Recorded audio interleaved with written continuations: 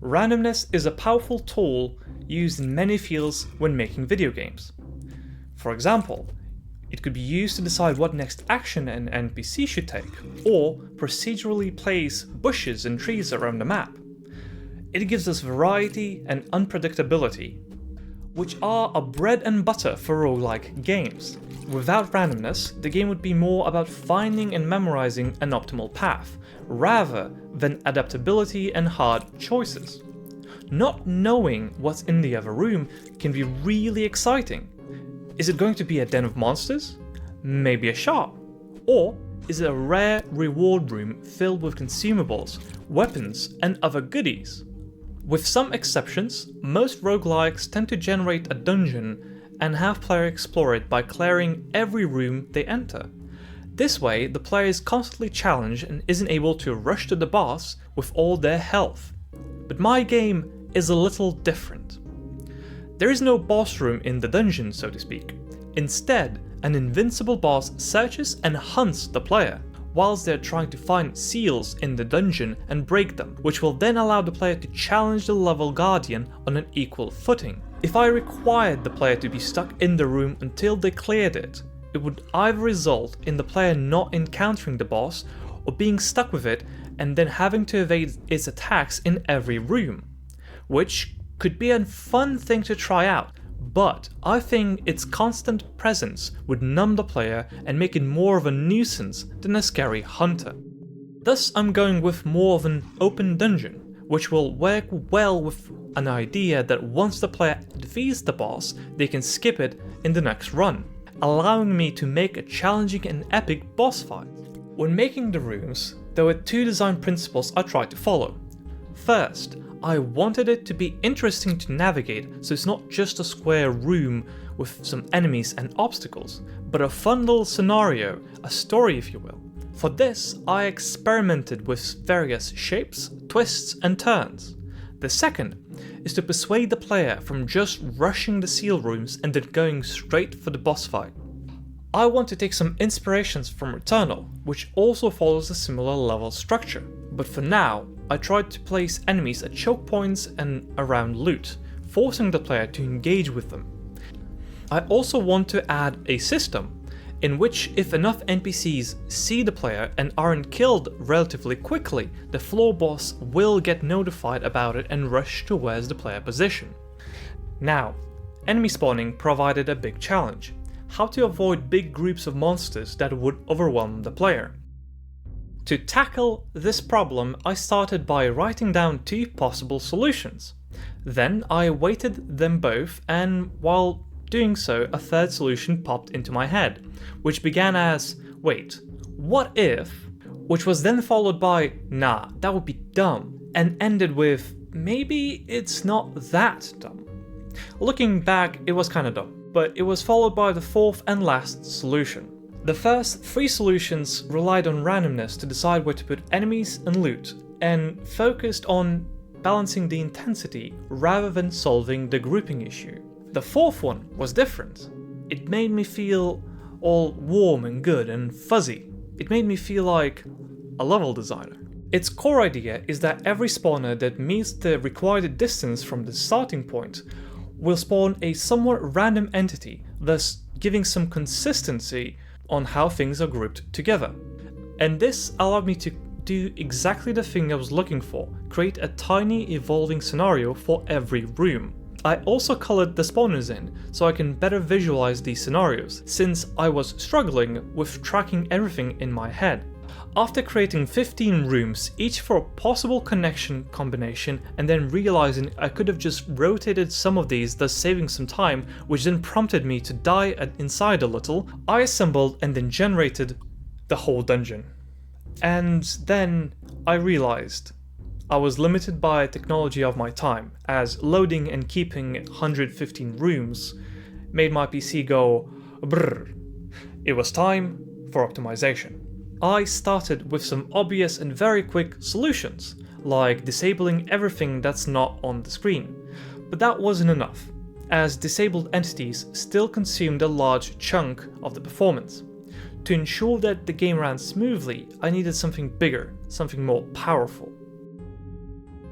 You aren't gonna need it is a programming principle which states that the feature shouldn't be implemented unless it's deemed as necessary. And when you think about it, it translates very well into the current scenario. Why am I loading the whole dungeon if all I need is a room? So, let's delete all the unseen rooms and load them only when the player is about to see them, which isn't that difficult to implement. The challenging part comes from the visited rooms, as some of them could have open chests, dead enemies, newly created pickups that players have dropped. Basically, what was the state of the room when the player left it, and how do I recreate it when they come back? It took me quite a bit of time, especially trying to make the linked loot work, but I did solve it, and now I'm very happy with how it's working. Previously, a lot of the rooms in the dungeon would only connect to 2 rooms, effectively making them into tunnels, which I didn't like as the player had less options to choose from, and it could lead into having less encounters with the patrolling boss. So I quickly fixed that by tweaking some numbers when deciding how rooms should connect. Now onto the seal rooms that I mentioned before. I haven't implemented them yet, but I think they're fun and I wanted to share some insights about them. So, future playtesters, please forget everything that you just heard and will hear in this video, because I want as fresh of an opinion as I can get. Seal rooms are small tasks that will be placed on the far ends of the dungeon. Their purpose is to act as an objective, which the player will have to clear in order to unlock the ability to have the boss fight. These seal rooms act as a way to make the player explore the level and face its challenges. Initially, I was planning to have the player explore the dungeon just to get loot and to become stronger, while being able to challenge the boss anytime they wanted. But after further consideration, it started to feel like putting so much emphasis on loot would create 2 problems. The most obvious one is that in order to succeed, the player needs to get lucky and get good offensive items, which isn't necessarily the case when randomness comes into play. The more sneaky problem is that in this scenario, items will lose their status as a reward, a small treat for your efforts, and instead become an objective that you need to grind for, causing the players to feel frustrated and angry if they don't get something they need, hence the need for some other goal. The original inspiration I took for the seal rooms is from Deep Rock Galactic, especially its random events, during which the player has to complete objectives in the same area. I am thinking about objectives that include both combat, like defend a totem for X amount of time, and puzzles, like repeat a pattern you see. Nothing too complicated, but something to give varied gameplay to the player. Since a large chunk of random level generation, which is an integral part of the game, has been solved, I decided to start working on the first boss, the Necromancer. And I started by making its sprite. In the initial version that I was working on some years ago, it was a monster with deer skull and some glowing bugs on its back. For the current version, I kept the deer skull, because I liked the deer horns being incorporated into various fantasy costumes. I realized it too late, that it was giving some Major Sans vibes. But the blue eye is meant to make a connection with an Easter egg that I already hidden in the game. When I was making sprites for various bodily bits that the enemies explode into upon death, I've added some dark blue, which wasn't part of the NPC sprite color palette. The way I imagined it is that all these monsters are bound or powered by magic, and the blue bits are the remnants of it, and the Necromancer's blue eye would tie into that fact and make the Necromancer look like it's controlling those enemies in some way. To show the player who are they up against, I decided to place the level boss in the spawn room, held by magic barrier and looking at the player, menacingly. And the last thing I managed to add to the floor boss this month was ability to navigate the dungeon. The tricky part of implementing this was the fact that the Necromancer navigates mostly through the rooms that are not currently loaded, as previously mentioned, for the performance reasons. It took me a few walks with the dog to think it over, weigh the benefits and the issues of several approaches, but eventually I managed to find an elegant solution that wasn't too resource heavy but also solved the problems quite well. I could have left the floor guardian to float around through the unloaded levels, but it would have made it harder for the player to escape.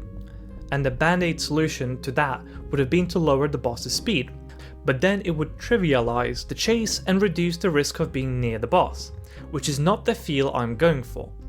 Though I will keep this in my mind for the future in case I make ghost-like boss. And that's it for the interesting things I did this month. Emotionally, I feel both excited and nervous since the day when someone else will play my game is coming closer, and my imposter syndrome is definitely acting up. So thank you, love you, and see you next time. Bye bye.